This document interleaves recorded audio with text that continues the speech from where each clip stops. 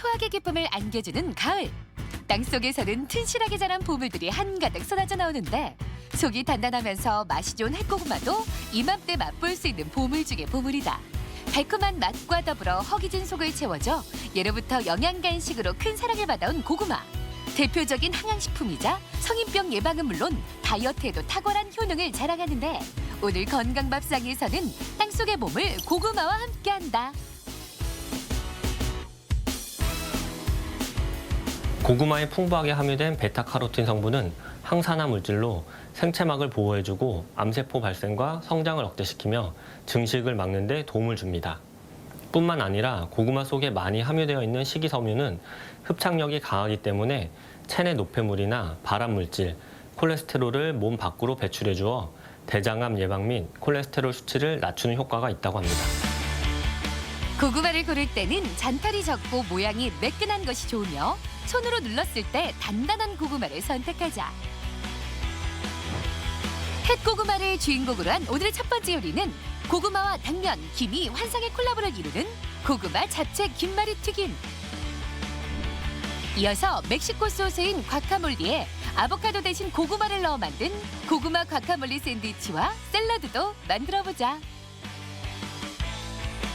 고구마는 어떻게 먹어도 맛있는 식재료죠. 주로 삶아 먹거나 구워서 많이 드시는데요. 오늘은 집에 남아있는 자투리 채소들과 고구마를 함께 이용해서 달고 고소한 고구마 잡채 김말이 튀김 만들어 볼게요. 고구마에 풍부하게 들어있는 식이섬유와 셀룰로스는 장의 연동작용을 촉진해 변비를 예방한다. 또한 고구마에는 칼륨이 많이 들어있어 나트륨을 배출시키고 혈압을 낮추는 데 도움을 준다. 오늘의 첫 번째 요리인 고구마 잡채 김말이 튀김. 먼저 필립을 이용해 고구마의 껍질을 벗긴 후 적당한 크기로 썰어준다. 그리고 냄비에 고구마를 넣고 물을 부어준 다음 센 불에서 20분 정도 삶은 후 건져내는데 고구마를 삶을 때 소금을 넣으면 고구마의 단맛이 더욱 증폭된다. 고구마를 고를 때는 표면이 매끄럽고 흠집이 없고 단단한 것을 고르는 게 좋습니다. 색깔은 밝고 선명하고 붉은 자주색을 골라주세요. 김말이 속재료에 들어갈 당근과 청고추, 홍고추는 가늘게 채를 썰어 놓자. 물에 불린 당면은 끓는 물에 삶은 후 건져낸 다음 찬물에 헹궈 물기를 없애준다. 이어서 기름을 두른 프라이팬에 썰어놓은 채소들을 넣고 볶아준다. 채소가 볶아지면 물과 간장, 설탕, 후추로 양념을 한 후 당면을 넣자. 그리고 센 불에서 1분 30초 정도 더 볶아준다. 저는 오늘 채소만 넣어서 김말이 속재료를 만들었는데요. 취향에 따라 고기나 버섯을 넣어서 김말이를 만들어도 맛있게 드실 수 있습니다. 잡채가 식일 동안 으깨기 도구를 이용해 삶은 고구마를 곱게 으깨준다. 여기에 고소함과 윤기를 더해줄 참기름을 넣고 골고루 버무려준다.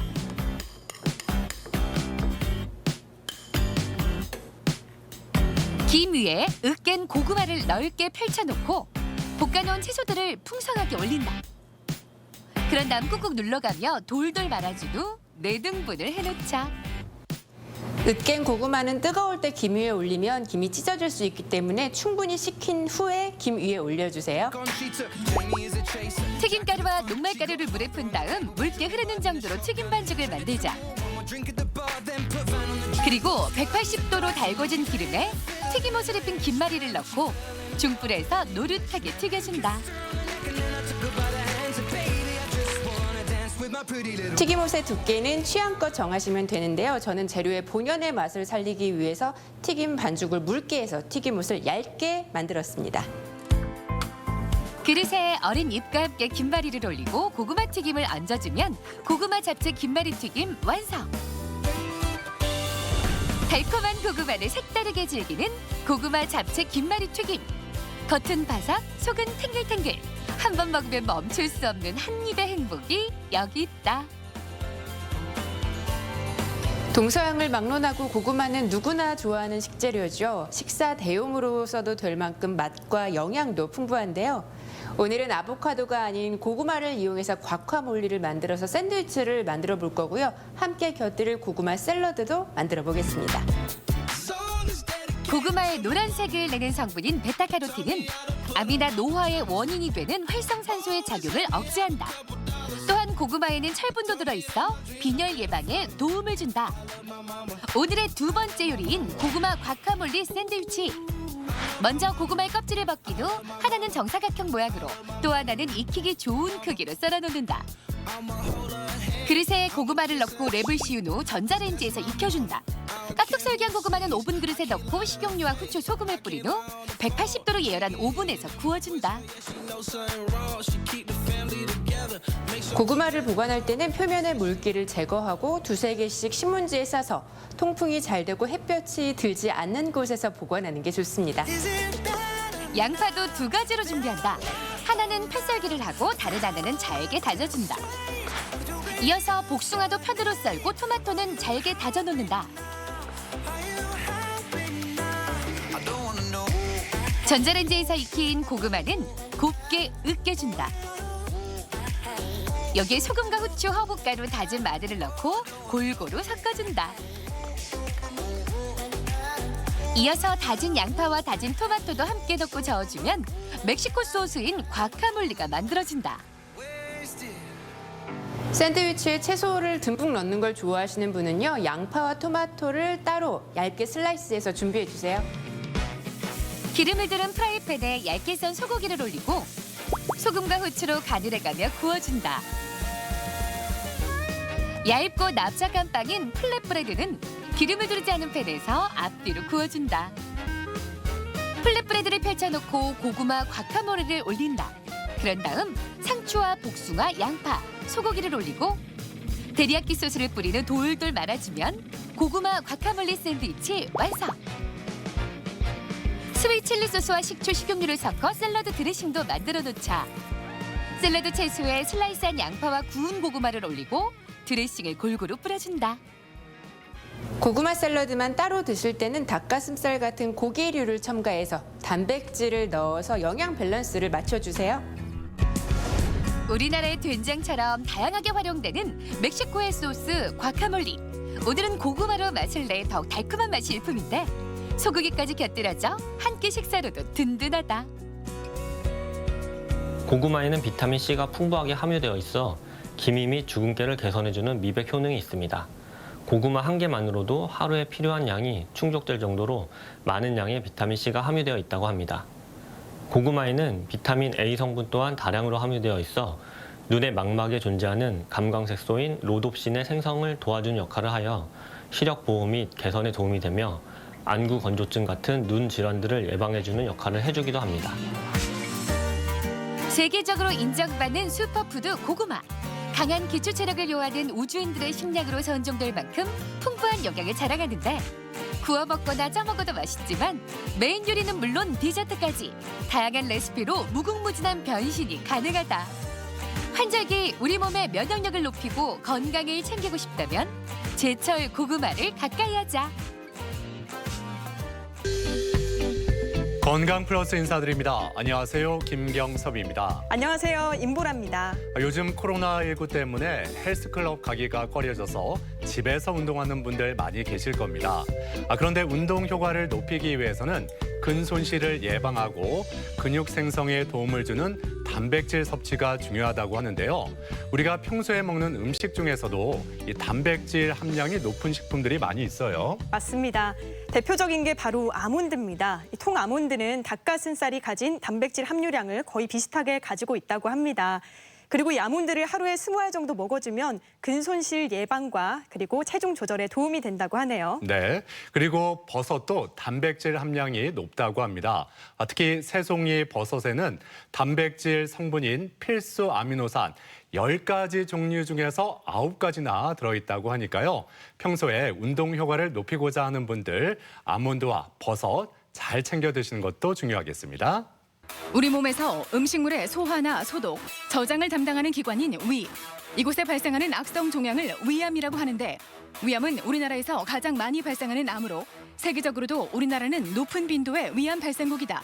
한국인이 유독 위암에 취약한 이유는 지역적, 인종적 차이도 있을 수 있지만 식생활 습관과 같은 환경적 요인이 큰 것으로 추정되고 있다. 위암이라고 하는 것은 위에 발생한 악성 종양을 통틀어서 얘기합니다. 보통 여러 가지 세포의 종류에 따라서 위암의 종류가 나눠지기도 하는데요. 대부분의 위암은 위의 점막, 즉 위점막에 생기는 선암을 위암이라고 하고 있습니다. 불행하게도 위암은 우리나라 고형암 중에서 발생률 1위를 차지하고 있는 암입니다. 위암은 상당히 진행될 때까지 증상이 잘 나타나지 않아 조기 발견이 어렵고 증상이 있어서 병원을 방문하면 많이 진행돼 치료 또한 어려워진다. 하지만 조기에 발견하면 완치율이 높은 만큼 정기검진을 통한 조기 발견이 무엇보다 중요한데 오늘 TV 주치에서는 한국인 암 발병률 1위인 위암에 대해 자세히 알아본다. 네, 이 위암은 우리나라에서 발생률이 가장 높은 암으로 알려져 있는데 특별한 증상이 없기 때문에 조기 발견이 쉽지 않다고 하죠. 맞습니다. 증상이 나타나더라도 대부분 속쓰림이나 소화 불량으로 나타나기 때문에 위염이나 위궤양 같은 비교적 가벼운 질환으로 생각하고 넘어가는 경우도 많습니다. 그렇습니다. 위암 또한 조기 발견할수록 완치율이 높은 만큼 평소에 위암에 대한 중요한 생각을 우리가 갖고 있어야 되지 않을까 싶습니다. 그래서 오늘 위암에 대해서 자세히 살펴보겠습니다. 도움 말씀을 위해서 가톨릭대학교 대전성모병원 외과 김정구 교수 나오셨습니다. 안녕하세요. 안녕하세요. 안녕하십니까. 네, 오늘 주제가 위암인데 먼저 위암이 정확히 어떤 암인지부터 짚어볼까요? 그 위암이라고 하는 것은 말 그대로 위에 생기는 악성 종양을 통틀어서 위암이라고 부르고 있습니다. 그런데 조금 구체적으로 보시면 위벽이라는 곳이 4가지 층으로 나눠져 있는데 가장 안쪽 층인 점막층에서 대부분의 암이 발생하기 때문에 위선암이라고 부르고 위선암이 대부분의 위암을 차지하고 있어서 위암 그러면 보통 위선암을 의미하고 있습니다. 네. 그렇군요. 한국인에게 가장 많이 발병하는 암이 위암이라고 들었는데요. 자, 그렇다면 다른 암들과 비교해서 발생률이 어느 정도인지 궁금합니다. 네, 불행하게도 발생률 1위라고 알려져 있고요. 2017년 그 통계 자료인데 우리나라에서 한 해에 23만 2천 건 정도의 암이 발생하고 있습니다. 새로 신규로 발생하고 있는데 그중에서 2만 9천 건, 약 3만 건 정도가 위암으로 밝혀져서 발생률 1위의 암이라고 할 수 있고요. 이걸 퍼센트로 조금 나누자고 하면은 남녀 공이 약 한 13% 정도의 암이 이제 위암으로 밝혀져 있기 때문에 발생률 1위라고 할 수 있습니다. 다행인 것은 생존율이 높은 암에 속하고 있는데 5년 생존율이 약 한 80% 정도 되기 때문에 예후가 양호한 암이라고도 할 수 있겠습니다. 그렇군요. 예. 위암은 아무래도 식습관과 연관이 깊다 많이들 알고 계실 텐데 이 위암을 일으키는 원인에 대해서 좀 하나하나 좀 자세히 짚어보죠. 네. 암이 일어나는 원인을 보통 크게 2가지로 나눌 수가 있습니다. 하나는 유전적인 요인과 그리고 환경적인 요인으로 나눌 수가 있는데요. 위암도 이렇게 나누어서 구분할 수 있습니다.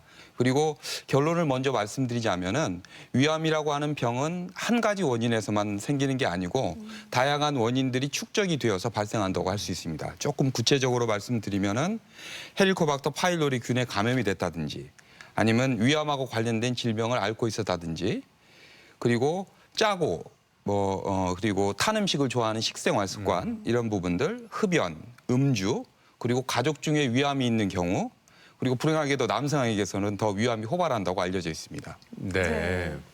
위암이 더 위험한 게 증상이 거의 나타나지 않는 경우가 많다고 들었습니다. 그래도 위암에 걸렸을 때 대표적인 증상들이 있을 것 같은데요. 어떤 것들이 있을까요? 네, 그 위암은 증상을 가지고 진단을 하는 병이 아닙니다. 그 말은 무슨 얘기냐면은 위암을 명확하게 의심할 수 있게 하는 특이한 증상이 없다는 얘기가 있고요. 그게 이제 보통 의사들한테도 받아들여지는 이야기고 증상이 있다 하더라도 이 다른 위장관 질환의 증상과 대부분 겹치기 때문에 모호하고 애매합니다. 그리고 어느 정도 진행이 되어서 증상이 나타나는 경우가 많아서 위암의 진단에 조금 어려운 부분이 있는 게 사실이고요. 네. 굳이 이제 증상을 찾다 보면은 증상이 없는 경우가 가장 많고 그리고 그 이외에 상복부가 불편하다든지 속쓰림이 있다든지 식욕이 없어지고 오심이나 구토 그리고 체중 감소 등의 증상이 나타날 수 있습니다. 이제 조기 위암인 경우에 있어서는 대부분 약 한 80% 정도에서는 증상이 없이 이제 발견이 됩니다. 이 말은 무슨 말이냐면 아파서 병원에 가서 위암 진단이 되는 게 아니고 대부분 검진을 통해서 증상이 없는데도 위암이 진단이 된다는 얘기고요. 네. 병기가 올라가면 올라갈수록 이제 진행성 위암이 되면서 증상이 좀 나타나기 시작하는데 한 60% 정도에서는 체중 감소, 그리고 복통, 오심과 구토, 식욕 감퇴, 연하곤란, 그리고 10에서 20% 정도에서는 위장관 출혈 등의 증상이 나타날 수가 있습니다. 그렇군요. 네. 예. 그리고 이 위암도 이 암이 위에 어디에 생기느냐에 따라서 또 이렇게 종류가 나뉘지 않을까 싶거든요. 예, 어떻습니까? 그 위암의 종류는 앞에서도 잠깐 설명을 드렸지만 점막에서 발생하는 선암이 가장 많고 90% 이상을 차지하고 있습니다. 네. 그리고 대부분의 위암은 현미경을 통해서 그 형태학적으로 구분이 된다고 보통 하는데요. 림프 조직에서 발생하는 림프종도 위암의 일부라고 보고 있고 신경 및 근육 조직에서 발생하는 간질성 종양이나 육종 이 부분도 위암의 아주 미약하지만 소수를 차지하고 있습니다. 그리고 호르몬 등을 분비하는 신경 내분비암 등도 위암의 종류라고 할 수 있습니다. 그렇군요. 네. 예. 자, 오늘 이렇게 건강 플러스 위암에 대해서 알아보고 있는데 그럼 여기서 병원을 직접 찾아가서 환자들의 이야기를 들어보고 진단법과 치료법에 대해서 살펴보겠습니다. 화면으로 함께 만나보시죠. 위암의 전조 증상은 속쓰림이나 소화불량 정도로 위궤양이나 위염 증상과 크게 다르지 않다. 특히 조기 위암의 경우는 증상이 거의 없기 때문에 본인이 자각해서 검사를 받기는 쉽지 않은데 위암이 진행되면 체중이 줄어들고 복통이나 구토 등의 증세가 나타난다. 이외에도 식욕이 떨어지고 윗배가 더부룩한 증상을 보일 수 있다. 오늘은 어떤 일로 오셨나요? 네, 얼마 전에 검진 받았는데요. 위에 암이 있다고 그래서 걱정돼서 찾아왔습니다. 혹시 특별한 증상이 있으셨나요? 증상은 뭐한 번씩 속이 더부룩하긴 했었는데요. 특별한 증상은 없었습니다. 평소에 술과 담배 이런 거를 즐겨 하시나요? 담배는 안 피고요. 술은 평소에 즐겨 먹는 편입니다. 위암은 여러 요인이 복합적으로 작용해 발생한다. 맵거나 짠 음식도 위암 발병에 영향을 줄 수 있으며 헬리코박터 파일로리균은 세계보건기구에서 발표한 발암물질이기도 하다. 이 밖에도 음주나 흡연, 가족력 또한 위험 요인으로 손꼽힌다. 이 환자 같은 경우는 비교적 젊은 나이에 위암이 진단이 된 경우입니다. 특별한 상복부의 불편함 정도 이런 정도의 증상이 있었지만 그리고 때를 놓치지 않고 그 건강검진이라는 좋은 기회를 통해서 위암이 조기에 진단된 경우로 수술적인 치료를 통해서 위암의 근치, 즉 완전한 치료적 절제가 가능한 경우입니다. 상당히 예후가 좋을 것으로 예상이 됩니다. 조기 위암의 발견에 가장 좋은 검사법으로 위 내시경 검사를 들 수 있다. 위 내시경 검사는 내시경을 위장 안으로 넣어서 내부를 직접 관찰하는 검사로 종양의 모양과 크기, 위치를 확인할 수 있으며 확진이 필요한 경우 의심되는 부위에서 조직을 채취해 검사를 할 수 있다. 또한 전선화 단층 촬영을 통해 암이 주변 장기를 침범했는지 여부와 림프절 혹은 다른 장기로 전이되었는지 여부를 확인할 수 있다. 오늘은 어떻게 오셨습니까? 예, 최근에요. 몸무게가 많이 빠지고 속도 쓰려서 검사를 했더니 위암이라고 하시더라고요. 속 쓰리는 증상 말고 네. 다른 또 증상은 없으셨나요? 네, 음식을 조금만 먹어도 배부르고 소화도 안 되고 자꾸 토하려고 하고요. 위암으로 진단을 받으시거나 치료를 받은 가족들이 있나요? 네, 저희 아버지께서요. 예전에 위암으로 수술하셨습니다. 암세포가 점막층과 점막 하층까지 국한된 초기 단계를 조기 위암이라고 하며 완치율은 90% 이상에 이른다. 반면 암세포가 점막 아래층을 지나 근육축 인상을 뚫고 들어간 진행성 위암의 경우 5년 생존율은 20에서 40%로 급격히 떨어진다. 이 환자는 증상이 있는 진행암 위암 환자로 이제 진단이 되고 난 후에 저희는 수술적인 절제를 고려하고 있고요. 아마 수술적인 절제를 한 후에 병기가 확정이 되고 2기 이상 암이 많이 의심이 됩니다. 이런 경우에는 수술 후에 추가적인 항암 치료를 통해서 치료의 성적을 높일 수 있습니다. 위암의 치료는 병의 진행 정도에 따라 결정된다. 조기 위암 중에서 암이 크지 않고 암의 치명도가 위의 점막층에 국한된 경우에는 내시경으로 절제할 수 있다. 하지만 진행성 위암의 경우에는 위 절제술을 시행해야 하는데 최근에는 복부 절개 없이 작은 구멍을 뚫고 진행하는 복강경 수술이나 로봇 수술도 많이 시행한다. 암이 더욱 진행돼 간이나 뼈 등 다른 장기로 전이된 경우에는 항암 화학요법을 고려할 수 있다. 모든 암이 다 비슷한데요. 암이라고 하는 병은 조기에 발견해서 조기에 적절하게 치료하는 것이 중요합니다. 위암도 예외가 아닙니다. 위암 같은 경우는 조기암인 경우는 증상이 거의 없기 때문에 검진을 통해서 주로 발견이 되고요. 진행이 된 위암 같은 경우는 조기암에 비해서 예후가 매우 불량합니다. 따라서 위암을 조기에 발견해서 적절하게 빨리 치료하는 것이 가장 중요한 위암의 치료 전략이 되겠습니다. 진행성 위암의 경우 병기에 따라 생존율이 다양하게 나타나며 수술 후에도 항암요법을 해야 하는 등 치료 과정이 쉽지 않다. 따라서 위암 정복의 관건은 무엇보다도 조기 발견에 달려 있는데 40대 이후라면 2년에 한 번씩 위 내시경 검사는 필수며 30대라도 소화기 증상이 잦다면 정기검진이 권고된다. 한국인을 위협하는 위암, 정기검진을 통한 적극적인 방어만이 최선의 예방 책임을 명심하자. 네, 병원을 찾아가서 환자들의 이야기를 들어보고 위암에 대해서 살펴봤는데요. 네. 계속해서 이 위암의 진단법에 대해서 알아보겠습니다. 예, 말씀해 주시죠. 네, 위암은 위 내시경 검사로 확인이 되고 확진이 되는 것으로 알고 계시면 되겠고요. 예. 가끔 종양이 진행이 돼서 커져 있다면은 CT 등에서도 종양을 확인하면서 덩어리를 확인하면서 위암이라고 잠정적으로 진단할 수가 있습니다. 네. 그리고 아까도 설명을 드렸지만 대부분의 위암은 위 점막에서 발생을 하기 때문에 내시경을 통해서 이상 병변 부위를 확인하고 그 주변에 있는 조직 그리고 이상 병변 부위를 조직을 얻어서 현미경 쪽으로 암세포를 확인하는 과정, 이게 위암을 확진하고 진단하는 과정이 되겠습니다. 네. 내시경을 통해서 이 점막의 병변을 관찰할 수 있다. 이렇게 말해주셨는데요. 사진을 통해서 좀 더 구체적으로 살펴볼까요? 이쪽 이제 오른쪽 사진을 보시면은 이게 정상 점막이고 이 부분이 이제 병변 부위가 되겠습니다. 이 부분을 조직 검사를 해서 이제 암세포가 있는 것을 확인을 했고요. 이 옆에 있는 사진을 보시면은 위암이 위궤양을 동반하고 있는 경우입니다. 그래서 위궤양이 있는 경우에서도 이 부분을 조직 검사를 해서 위암을 확인한 진행성 위암의 예가 되겠습니다. 네. 그러니까 위암이 진단된 뒤에도 이 구체적인 치료 계획이라든지 병기를 좀 알아보기 위해서는 추가적인 검사도 필요하지 않을까 싶거든요. 예. 실제로 이루어지는 검사가 있을까요? 네, 그렇습니다. 먼저 위암이라고 확인이 되면 이제 위암 환자는 그 이후에 병의 진행 정도를 확인하는 검사를 하게 됩니다. 병의 진행 정도를 저희가 병기라고 보통 얘기를 하는데요. 암의 진행 정도를 추정하는 검사는 복부 CT가 대표적인 게 있겠고 그 이외에도 초음파 내시경, MRI 검사, 펫 검사 등을 시행합니다. 이런 검사들을 통해서 암세포가 특정 부위에 국한되어 있는지 혹은 전이가 있는지 여부를 또 확인하는 거고요. 이런 과정을 통해서 임상적인 병기가 정해지게 되고 치료 방침을 정합니다. 만약 수술 등의 치료 방침이 정해져 있다면 수술에 필요한, 즉 마취에 필요한 기본적인 검사들도 시행을 하게 되는데 가슴 사진을 찍는다든지 아니면 심전도, 혈액 검사 등을 시행하게 됩니다. 그렇군요.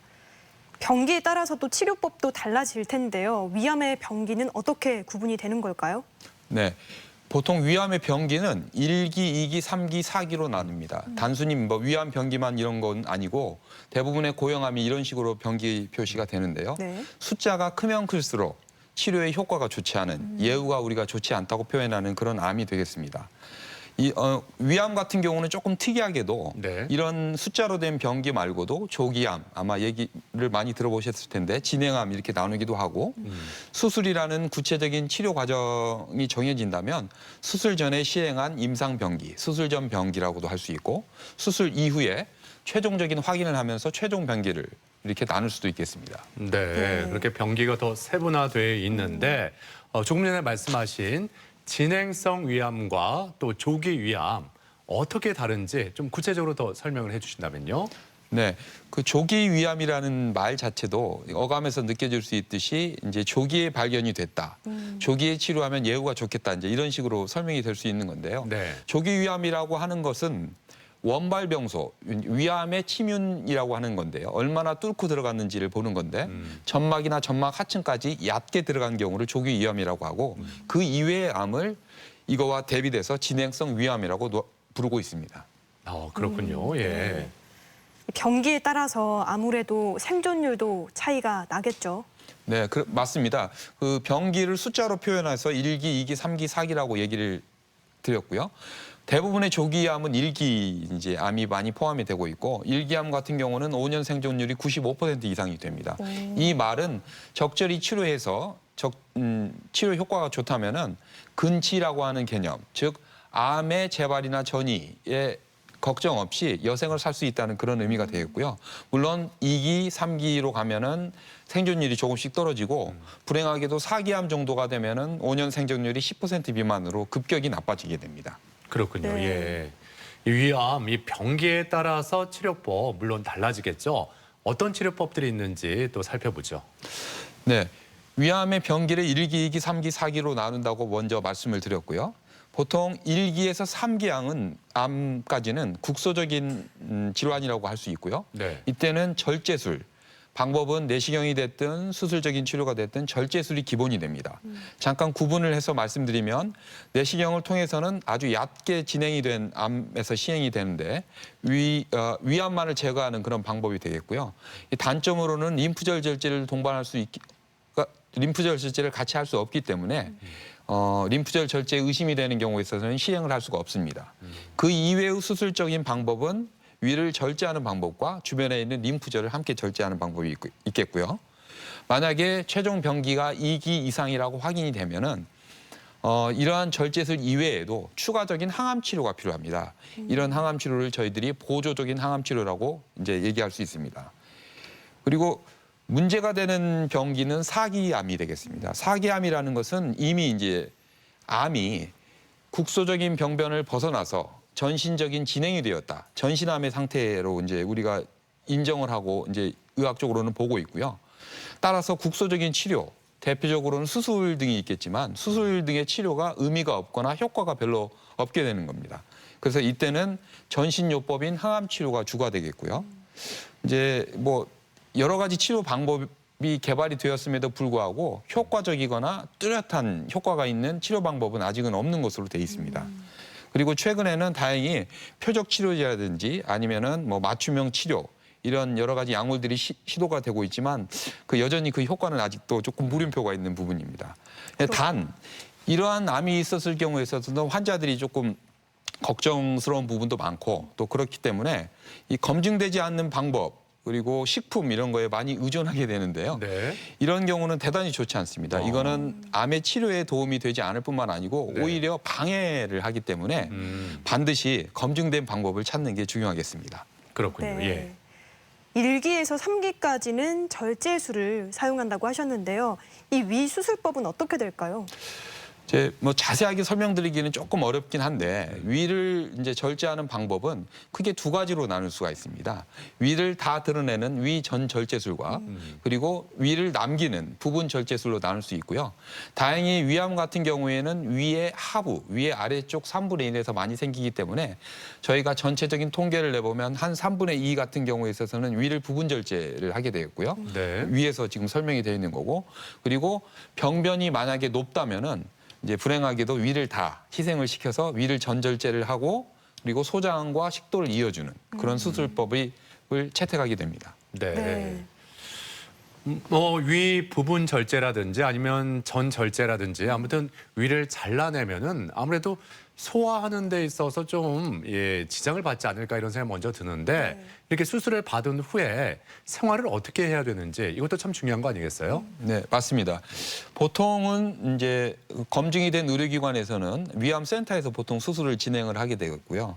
수술을 하고 난 다음에 뭐 센터별로 다르고 사람마다 좀 차이는 있겠지만 3에서 5일 정도가 되면은 수술 후에 3에서 5일 정도가 되면은 장애 운동이 되돌아오기 시작하고 회복기가 이제 접어듭니다. 네. 그때부터 물부터 해가지고 천천히 시기를 진행을 하면서 아마 죽 정도 먹을 때 정도는 퇴원이 가능하고 그게 보통 입원과 퇴원 기간을 총 따져보면은 한 7일에서 10일 정도 이게 되는 것 같고요. 수술을 하고 난 다음에도 절제된 위를 가지고 우리가 현미경적인 관찰을 하면서 최종 병기를 확인해 줘야 됩니다. 최종 병기를 확인하면서 추가적인 치료가 필요한지 이런 부분을 또 확인해야 되고 이런 과정을 통해서 퇴원이 되면서 식이 습관 그리고 식이 조절 등에 대한 교육을 같이 받게 됩니다. 자, 그나마 좀 희망적인 소식이 위암이 다른 암에 비해서 5년 생존율이 높다는 소식인데요. 자, 이 부분을 좀 자세히 설명해 주시면 좋을 것 같습니다. 네, 맞습니다. 앞에서 잠깐 설명을 드렸지만 우리나라에 조기위암이 많다는 그런 부분도 있고요. 보통 조기위암은 일기암이기 때문에 일기암 같은 경우에 있어서는 이제 근치가 가능하다고 미리 말씀을 드렸고 5년 생존율이라고 얘기하는 장기 생존율이라고 우리가 보통 얘기를 하는데 5년 생존율이 95%, 90% 이상이 되기 때문에 암의 재발에 걱정 없이 사실 수가 있겠고요. 이제 불행하게도 2기가 되면 한 70%, 3기가 되면은 50% 정도로 줄고 4기암인 같은 경우에 있어서는 5%, 10% 정도 예후 5년 생존율이 이제 예상이 되기 때문에 예후가 아주 많이 나쁜 이제 암으로 돌변을 하게 되는 거죠. 네. 뭐 위암이 5년 생존율이 아무리 높은 암이라고 하더라도 예방이 최고의 치료법 아니겠습니까? 예. 그 식이요법을 잘해야 될 것 같은데 평소에 어떤 식습관을 갖는 게 필요할까요? 네, 맞습니다. 뭐 유전적인 요인은 저희가 이제 고칠 수는 없지만 이제 환경적인 요인 중에서 가장 대표적인 것은 이제 위암을 유발하는 위암을 일으키기 좋은 어떤 식습관들이 있습니다. 그게 네. 이제 가장 이제 저희들이 음식을 좋아하는 음식들이 많이 이제 포함이 되어서 조금 어려운 부분이긴 한데요. 예. 짠 음식, 그리고 불에 탄 음식, 그리고 신선육보다는 가공육, 네. 그리고 담배, 네. 그리고 음주 이런 등을 피하는 것들이 위암을 예방하는 데 좀 도움이 되는 식습관과 생활습관이라고 할 수 있겠고요. 그리고 이거는 기본적으로 아마 위암뿐만 아니고 기본적으로는 모든 암에 아마 해당이 되는 얘기 같은데요. 네. 신선한 과일과 야채를 즐겨서 하시고 짜지 않은 음식을 소량씩 그리고 조금씩 먹는 거, 금연과 음주를 삼가하는 거, 적당한 운동을 하는 것들이 위암의 예방에 도움이 되는 방법이라고 할 수 있습니다. 네. 참 무엇보다 먹는 것이 중요한 것 같은데요. 이 밖에도 위암 예방법이 있을까요? 이제 드려야 될 얘기가 위암을 예방한다는 그런 부분이라기보다는 위암의 치료 전략에서 가장 중요한 조기 발견, 조기 치료에 대한 얘기가 되겠습니다. 이런 부분은 정기적인 검진을 통해서 많이 이루어지는데 저희 나라는 이제 법에 의해서 검진이 어느 정도 보장이 되고 있기 때문에 조기암의 빈도가 높게 되는 거죠. 조기암은 증상이 없는 암이 대부분이기 때문에 검진을 통해서밖에 발견이 안 됩니다. 그래서 네. 저희들이 이제 학회에서도 그러고 우리 의학계에서는 40세 이상 성인 남녀를 구분 없이요. 40세 이상이 되는 성인은 증상이 없는 경우에는 2년에 한 번씩 꼭 이제 위내시경을 하도록 권장을 드리고 있고 가끔 보면은 장상피 화생이나 위축성 위염 등이 있는 경우에 있어서는 위암의 전구병변이라고도 하고 위암의 위험인자가 되겠습니다. 이런 질환들을 가지고 있는 분들은 조금 더 자주 이렇게 위내시경 검사를 시행하게 되는 거고요. 간혹 그 위내시경 검사가 적절하지 않아서 이제 시행하는 게 조금 불가능해서 위장관 조영술 등을 시행하게 되는데 위장관 조영술은 권해지는 방법은 아니고 위내시경을 시행하는 것이 원칙입니다. 네, 그래서 저희가 그 위암 학회에서도 그 가이드라인이라고 해가지고 치료 지침을 정했습니다. 그래서 위암 진료 권고안이라고 해가지고 이게 2015년도에 이제 개정이 되었고요. 40에서 74세까지의 남녀 모든 성인은 2년마다 위내시경을 시행하는 것이 이제 바람직한 방법이라고 돼 있고요. 그 위내시경 검사 그 자체가 조금 곤욕스럽기도 하고 역겹기도 한데요. 지금은 수면 유도, 뭐 위내시경 이런 방법들이 많아서 이런 어려움과 이 역겨움을 많이 극복할 수 있어서 가까운 곳에서 검증된 의료기관이 있다면은 위내시경을 40세 이상 성인은 시행하는 것이 좋을 것 같습니다. 네. 그리고 이 위암이 5년 생존율이 높다 앞서 여러 번 말씀해 주셨는데 그 뜻은 그만큼 우리나라의 이 위암 치료법이 세계적으로 봐도 좀 앞서고 있다 이렇게 이해해도 되지 않겠습니까? 정확하게 지적하신 부분이고요. 예. 우리나라의 위암의 특징을 몇 가지로 조금 정리를 해보면 조기 위암의 비율이 대단히 높다. 그래서 생존율이 높다라고 정의를 할 수 있고 그 이유는 건강검진, 이제 검진을 통한 내시경이 이제 의무적으로 돼 있기 때문에 아마 그런 이유가 가장 큰 것 같고요. 또 위암 환자가 많은 호발하는 국가 중에 하나이기 때문에 대한민국의 위암 치료는 세계적인 어떤 선두 그룹이 되어 있습니다. 그리고 외국에서도 많이 또 저희들의 좋은 그 경험이나 이런 부분을 같이 이제 공유하려고 하는 노력들이 많이 있고요. 또 아주 다행인 부분은 어느 특정 지역에 유명한 위암 의사가 있는 국한이 되어 있는 게 아니고 위암 진료를 담당하는 병원의 질적 수준이 대단히 높고 평준화가 되어 있어서 전국 곳곳에 이제 검증이 된 의료기관이 많다는 부분이고요. 네. 네, 분명한 사실은 위암은 조금씩은 줄고 있습니다. 그게 왜 그런지는 원인은 잘 모르겠지만 조금씩 줄고는 있지만 그래도 여전히 발생률 1위이기 때문에 경각심을 가지고 조금 봐야 되는 부분이 있습니다. 네. 자, 그런데 위암 진단을 받은 환자 입장에서는 어느 병원을 골라야 하는지 아마 걱정이 많이 될 것 같은데요. 자, 병원을 선택할 때 주의사항이 있을까요? 네, 이게 아마 제가 드리고 싶은 가장 중요한 얘기일 것도 같습니다. 이게 위암이라는 얘기를 들으면 가족이나 환자들은 걱정이 많이 앞서고 그렇죠. 와, 이걸 어떻게 해야 되나 해가지고 난감한 경우가 많죠. 네. 이럴 때는 주변에 이제 소문도 좀 들어보고 뭐 명성을 좀 봐가지고 이제 의료기관을 선택하게 되는데요. 모든 암 치료가 그렇듯이 좋은 의료기관을 선택하는 것은 가장 중요한 기본 단계가 되겠습니다. 하지만 지금은 조금 몇 가지 좀 고민하고 고려해야 될 부분이 있는데 그냥 무조건 서울에 있는 큰 의료기관을 간다기보다는 지금은 코로나 바이러스 19라고 하는 감염병의 시대가 됐지 않습니까? 네. 그래서 지역을 이탈하고 멀리 가는 그런 부분은 환자에게 도움이 되지 않을 뿐만 아니고 그 담당하는 의사 선생님도 상당히 부담을 느낍니다. 그래서 네. 가까운 곳에서 좀 치료를 받았으면 좋겠다는 부분이고 암 치료는 수술이나 내시경 시술 이거 한 번으로 끝나는 게 아니고 평생을 같이 갑니다. 특히 네. 조기 위암이 많은 우리나라 같은 경우에 있어서는 여생 동안 여러 가지 검사도 하고 그래야 되기 때문에 접근이 용이하고 또 경제적인 부분도 고려를 한 걸 보면 주변에 있는 검증된 의료기관을 좀 찾으시면 좋을 것 같고요. 그래도 잘 모르겠다 하면은 그런 객관적인 데이터를 저희들이 제공을 하고 있습니다.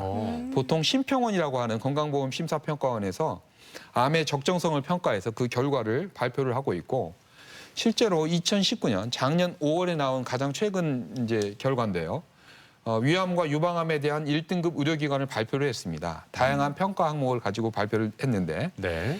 그 충청권에서는 7개 의료기관이 위암 그리고 유방암의 1등급 의료기관으로 지정이 돼 있습니다. 네. 7개 의료기관이라는 말은 아마 주변에 있는 대학병원이나 큰 종합병원은 네. 다 포함이 되는 거기 때문에 네. 예. 멀리 가시지 마시고 가까운 곳에서 희망을 찾으시기 바랍니다. 네. 대전 MBC 건강플러스 오늘은 위암에 대해서 이야기 나누고 있는데요.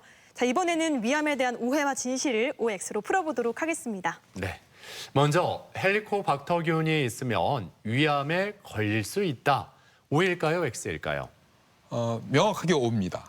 네, 이 헬리코박터균은 아마 WHO 국제보건기구에서도 바람인자, 바람 세균이라고 정의를 했기 때문에 위암과 아주 밀접한 연관이 있습니다. 네. 그래서 위암을 일으키는 바람인자로서 인식이 되고 있기 때문에 헬리코박터균에 감염이 된 경우에 있어서는 위암이 발생할 확률이 높습니다. 물론 헬리코박터균에 감염이 됐다고 해서 다 위암이 발생하는 것은 아니고요. 위험인자가 있는 사람들은 이제 적절히 선별을 해서 헬리코박터균을 없애는 제균 치료를 받으시면 충분히 위암 예방이 가능합니다. 네. 짠 음식뿐만 아니라 뜨거운 음식도 위 건강에 좋지가 않다. 이건 O일까요, X일까요? 그건 X라고 말하는 게 좋을 것 같습니다. 뜨거운 음식이라는 부분이 위 건강에 좋지 않다, 위암에 좋지 않다라는 그런 증거는 아직까지는 없고요. 오히려 식도 건강에는 좋지가 않습니다. 식도염이라든지 식도암에 그 뜨거운 차, 뜨거운 음식이 조금은 악영향을 끼친다라고 하는 이런 보고들은 있습니다. 네. 자, 그리고 위암 환자는 남성보다 여성이 더 많다. O일까요, X일까요? X입니다. 위암 환자는 이제 불행하게도 남성이 더 많은 암으로 돼 있고요. 네. 통계를 조금 보면 많게 보면 한 2대1 정도로 남성에서 2배 정도 더 많이 발생하는 암으로 돼 있습니다. 자, 다음 질문은요. 위암 진단을 받은 환자는 평생 소식을 해야 한다. 이건 OX 어느 걸까요? X입니다. 위암 진단을 받고 위수술을 받게 되면은 뭐 나름대로 절제의 범위에 따라서 이제 위가 다 없어지든지 아니면 부분이 좀 남게 되는데요. 갑작스러운 변화를 적응하는 기간, 수술하고 아마 한 5, 6개월 정도는 식이 습관을 조금 조절하는 것이 도움이 되지만 평생 소식을 할 필요는 없고요.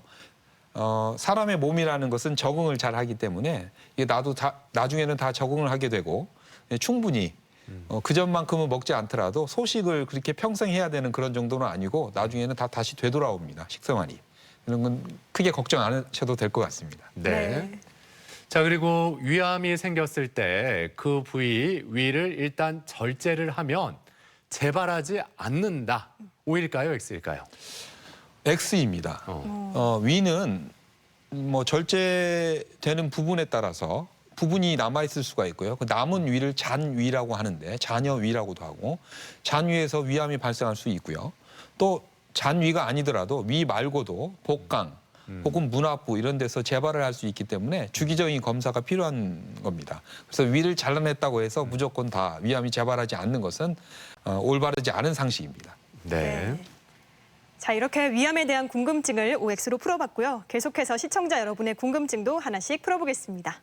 혹시 위궤양이 있으면 위암으로 진행할 수 있나요? 네, 많은 분들이 궁금해하시는 점이 아닐까 싶습니다. 네. 위궤양이 있을 때 이게 위암으로 발전할 가능성이 높은지 아닌지 어떻습니까? 설명을 드리면 위궤양과 위암은 별개의 질환입니다. 이제 위벽이 허는 것을 통틀어서 다 위궤양이라고 얘기를 하고 있고요. 간혹 위궤양의 원인에 위암이 들어갈 수가 있습니다. 그래서 위궤양이 있는 사람들은 물론 대부분의 위궤양은 양성궤양입니다. 약을 적당히 치료하면 대부분 다 이제 낫게 되는 양성궤양이 많은데요. 위암 환자의 일부가 위궤양의 형태로 증상 발현이 되기 때문에 내시경을 통해서 위궤양이 있으면 조직 검사를 하게 되고 그 조직 검사를 통해서 암이 있다면 악성 위궤양 이렇게 보통 얘기를 하는 거죠. 결과적으로 위궤양이 위암이 된다는 말은 맞지 않고요. 위궤양의 원인이 위암이 될 수 있다. 이 부분이 맞는 얘기가 되겠습니다. 나이가 젊은 사람이 위암에 걸리면 예후가 안 좋다고 들었는데 사실인가요? 이런 이야기들 많이 들었는데요. 젊은 사람이 위암에 걸리면 오히려 예후가 더 좋지 않다. 이거 맞는 말인가요? 그 부분은 조금 오해가 있는 것 같습니다. 이게 위암의 예후라고 해서 얼마나 치료 성적이 좋고 앞으로 얼마나 살 것인지를 결정하는 것은 위암의 나이가 아니고 진단이 됐을 때 나이가 아니고 병기입니다. 병기. 1기, 2기, 3기, 4기라고 하는 병기가 가장 큰 영향을 미치는 거고 그게 가장 중요한 부분이고요. 간혹 보면 젊은 사람들에서 위암의 예후가 나쁘다. 이제 젊은 사람일수록 위암이 더 좋지 않다라고 얘기하는 부분은 아마 진행이 되어서 위암이 진단이 되기 때문에 아마 그렇게 그런 현상이 착시 현상으로 보이지 않나 이렇게 생각이 됩니다.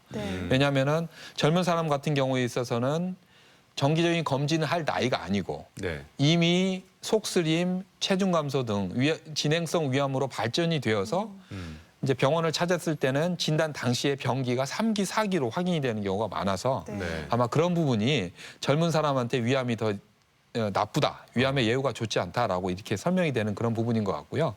젊은 사람도 동일한 병기라면 1기암을 가진 젊은 사람이라도 오래 사는 거고 4기암의 젊은 위암 환자는 예후가 나쁜 거고 이제 그렇게 설명을 할 수 있고 나이라는 부분이 중요한 영향을 미친다기보다는 병기가 그래도 가장 중요한 영향을 미치는 것 같습니다. 근데 실제로 이 젊은 사람이 이 위암에 걸렸을 때 나이 드신 분보다 그 진행 속도가 더 빨라지진 않나요?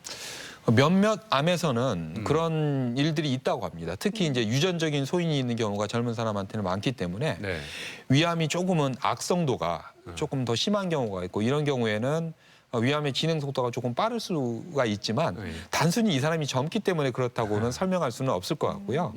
이제 그런 부분은 이제 오해라고 생각하시는 게 조금 좋을 것 같고 병기에 따라서 암의 예후는 결정된다. 나이가 아니다. 이렇게 알고 계시면 될 것 같습니다. 자, 끝으로 위암에 대해서 꼭 기억해야 할 점 핵심을 요약해 주시면 좋을 것 같은데요. 위암은 네모다라고 한다면 이 네모를 어떻게 채워주시겠어요? 위암은 밥상에서 시작된다라고 얘기를 드리고 싶습니다. 저희가 위암의 유발 요인 또 위암의 위험 인자를 살펴봤는데 유전적인 소인은 저희들이 어떻게 바꿀 수가 없지 않습니까? 네. 근데 그 나머지 부분은 식생활을 조금 교정을 함으로써 건강하게 또 위암을 예방할 수 있지 않을까 생각이 되고요. 짠 음식을 피하고 또 가공육을 피하고 탄 음식을 좀 피하면서 신선한 야채, 과일 그리고 적당하게 운동을 하고 그리고 가장 중요한 것은 40세 이상의 성인은 2년 이상, 2년마다 한 번씩, 2년에 최소한 한 번은 내시경 검사를 하는 것이 위암을 예방하고 위암을 치료하는 데 좋은 이제 전략이 되겠습니다. 네. 자, 대전 MBC 건강 플러스 오늘은 위암에 대해서 자세히 알아봤습니다. 지금까지 도움 말씀에 외과 김정구 교수였습니다. 오늘 말씀 고맙습니다. 고맙습니다. 감사합니다. 네, 짠 음식과 탄 음식 그리고 흡연이 이 위암을 불러일으킬 수 있는 위험 요소라는 거 다시 한번 기억하시고 평소에 위 건강에 도움이 되는 식단으로 꾸려가셨으면 좋겠습니다. 그렇습니다.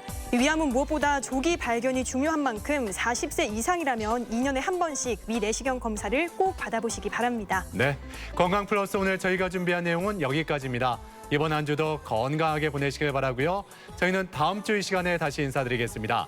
함께해 주신 여러분 고맙습니다.